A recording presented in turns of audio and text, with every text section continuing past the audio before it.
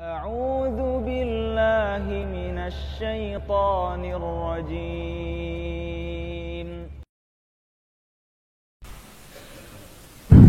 Assalamualaikum warahmatullahi wabarakatuh.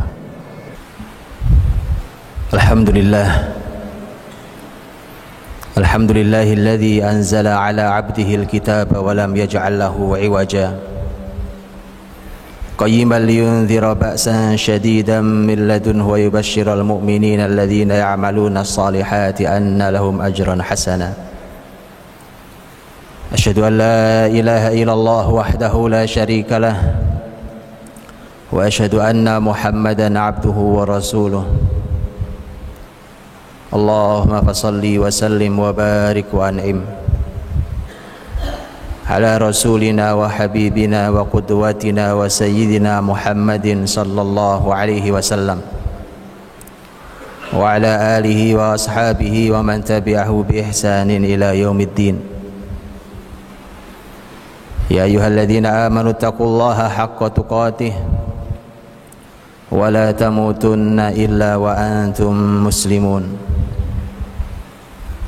Allahumma la sahla illa ma ja'altahu sahla wa anta taj'alul hazna idza syi'ta sahla. Allahumma aslih syababal muslimin. Amma ba'd.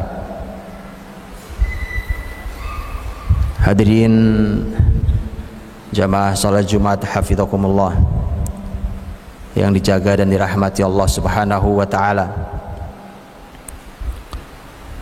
Syukur yang berlipat ganda ketika kita oleh Allah Subhanahu wa taala masih ditakdirkan berada di antara hamba-hamba yang soleh, masih diizinkan untuk mendatangi rumah Allah, masih bisa menikmati zikir, munajat, salat dan seluruh amal ibadah yang mulia, yang semoga keseluruhannya adalah merupakan timbangan amal kebaikan untuk kita di akhirat kelak. Karena bahagianya seseorang yang beramal ketika amalnya diterima Allah Subhanahu wa taala. Salawat dan salam semoga terhatur pada Nabiullah Muhammad sallallahu alaihi wasallam, sang pendidik yang agung yang telah mendidik generasi istimewa.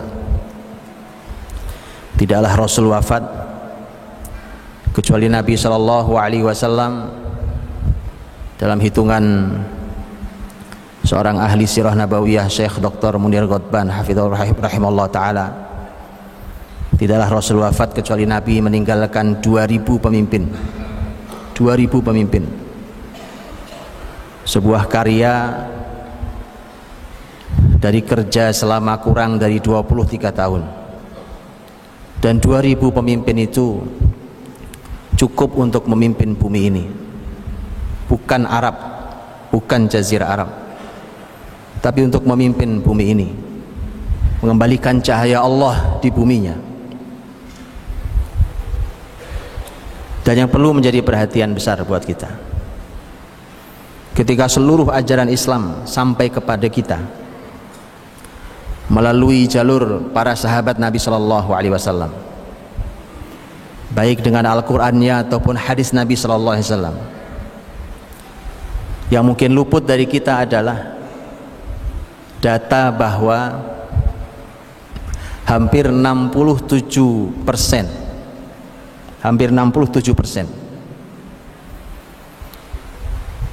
hadis Nabi Sallallahu Alaihi Wasallam sampai kepada kita dengan jalur periwayatan sahabat-sahabat yang kecil usianya, bukan sahabat tua, bukan sahabat sesenior Abu Bakar, bukan sahabat sesenior Umar, bukan sahabat sesenior Utsman, tapi sahabat-sahabat kecil usianya. Hampir 67% periwayatan hadis sampai kepada kita berpusar hanya pada 7 sahabat kecil. 4 orang dari Mekah, 3 orang dari Madinah. Yang 4 orang dari Mekah, yang 1 dari Yaman. Dan ini adalah perawi hadis terbanyak yang kita ketahui, sahabat mulia Abu Hurairah radhiyallahu anhu yang meriwayatkan 5.374 hadis yang sampai jalur kepada kita. Kemudian satu-satunya wanita yang istimewa dalam sepanjang sejarah wanita Islam, adalah Ummul Mukminin Aisyah radhiyallahu anha. Sebagai ilmuwan terbesar Islam, tak ada duanya dalam sepanjang sejarah Islam sampai hari ini. Kemudian sahabat kecil Abdullah bin Abbas radhiyallahu anhuma, yang Rasul wafat saja umurnya baru 13 tahun. Perawi hadis yang sangat banyak. Juga Abdullah bin Umar, yang ayahnya saja Umar bin Khattab. Abdullah bin Umar yang juga terhitung masih sangat kecil, walau usianya di atas Abdullah bin Abbas. Ini adalah 4 orang yang berasal dari Mekah, yang periwayatan hadis berpusar di mereka. Adapun 3 yang dari Madinah, orang paling hebatnya adalah khadim Rasulullah sallallahu alaihi wasallam, pembantu Rasul sallallahu alaihi wasallam yang sehari-hari membantu harian Nabi SAW, yang dititipkan oleh ibunya kepada Rasul, ibu yang cerdas, menitipkan anak pada orang soleh dan berilmu. Dititipkan, ya Rasulullah, ini anakku Unais, maksudnya adalah Anas bin Malik, biarkan ia membantumu dalam seluruh keperluanmu hari-hari. Dan Anas bin Malik akhirnya menjadi perawi hadis terbanyak di kalangan para sahabat Ansor, sahabat Madinah, sahabat mulia Anas bin Malik radhiyallahu anhu. Dan kemudian 2 yang lainnya dari Madinah adalah sahabat mulia Abu Sa'id al-Khudri radhiyallahu anhu dan sahabat mulia Jabir bin Abdullah radhiyallahu anhu. Hadirin dirahmati Allah, apa pentingnya data ini? Tidakkah kita melihat Al-Quranul Karim ketika Allah subhanahu wa ta'ala memberikan sosok tak ada duanya dalam penegakan tauhid, bahkan ia menjadi lambang tauhid, yaitu Nabiullah Ibrahim alaihissalam, dengan seluruh ujiannya Allah. Wa idzibtala Ibrahim rabbuhu bikalimat fa'atammahun, seluruh ujian Allah lulus dengan sempurna. Nabi Ibrahim alaihissalam, saat Ibrahim menghancurkan patung-patung itu, bukankah Al-Quran yang mengungkapkan masyarakat musyrik, yaitu masyarakatnya Nabi Ibrahim alaihissalam itu, mereka berkata qalu sami'na fatan, mereka berkata kami mendengar ada fata, anak muda, yuqalu lahu Ibrahim, namanya Ibrahim. Ibrahim alaihissalam usianya usia fata, saat dia sudah memiliki iman yang sangat kokoh. Tak hanya iman dalam dirinya, dia tidak rela masyarakatnya berbuat kemusyrikan dan dihancurkan dengan penuh kesadaran bahwa yang dilakukannya berisiko sangat amat tinggi, dan terbukti Ibrahim dibakar. Apa usia tua? Bukan, usia fata, usia pemuda. Bukan satu-satunya ini dalam Quran melimpah hal ini. Bukalah kembali kisah Nabiullah Yusuf alaihissalam saat digoda oleh wanita penguasa, istri penguasa yang punya kuasa, yang punya harta, bahkan wanita yang cantik, mungkin paling cantik di zamannya. Saat digoda, berapa umur Yusuf alaihissalam?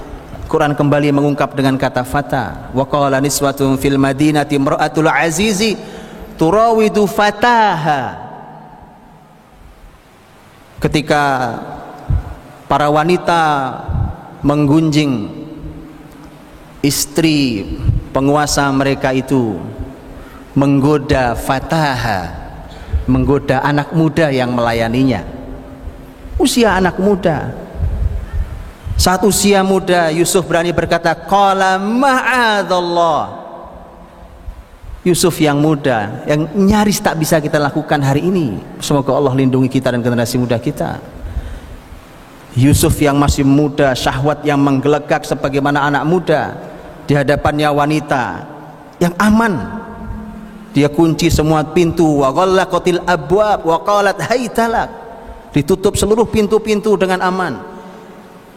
Bahkan dia wanita penguasa, cantik sekali, dia punya segalanya, Tapi Yusuf dituntun Allah dan berani berkata, qala ma'adzallah. Kata Yusuf, aku berlindung pada Allah. Innahu rabbi ahsana mathwaya, innahu la yuflihudz zalimun. Itu pula yang terjadi pada kisah Ashabul Ukhdud. Dalam surat Al-Buruj, kisah Ashabul Ukhdud, bahkan satu kaum dihukum mati dengan cara dilemparkan satu persatu ke dalam parit api karena mereka beriman kepada Allah. Wa ma naqamu minhum illa ayyuminu billahil azizil hamid.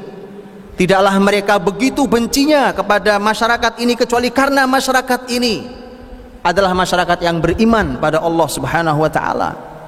Pun sama seperti hari ini. Apa yang membuat mereka benci kepada kita? Bukan karena suku kita, bukan karena harta, bukan bisnis kita, bukan ras kita. Karena kita beriman pada Allah Subhanahu wa taala. Allah catat dalam Quran. Bagaimana masyarakat besar itu tiba-tiba bisa masuk Islam? Karya satu anak muda. Satu anak muda, bacalah dalam kitab tafsir. Satu anak muda yang berhasil menghantarkan dengan izin Allah hidayah ke dalam hati masyarakat itu, kemudian mereka beriman. Lihatlah bagaimana seorang anak muda berhasil mengantarkan hidayah ke masyarakatnya. Bahkan surat yang kita baca, yang disunahkan dibaca di hari atau di malam Jumat, soal Kahfi, juga seperti namanya, Ashabul Kahfi. Allah Subhanahu wa taala berfirman, fityatun amanu birabbihim wazidnahum huda. Yaitu para generasi muda, mereka semua anak muda yang melarikan akidah mereka, melarikan menyelamatkan agama mereka dari fitnah yang tidak ridho menggadaikan akidah mereka dengan pemurtadan. Mereka lari masuk ke dalam gua ketika tidak ada solusi yang lainnya. Berapa usia mereka? Fityatun, mereka anak-anak muda semua. Amanu birabbihim wazidnahum huda. Mereka beriman kepada Rabb mereka dan kami tambahi kepada mereka petunjuk. Nabiullah Musa alaihissalam. Nabi Musa alaihissalam. Masih dalam surat Al-Kahfi.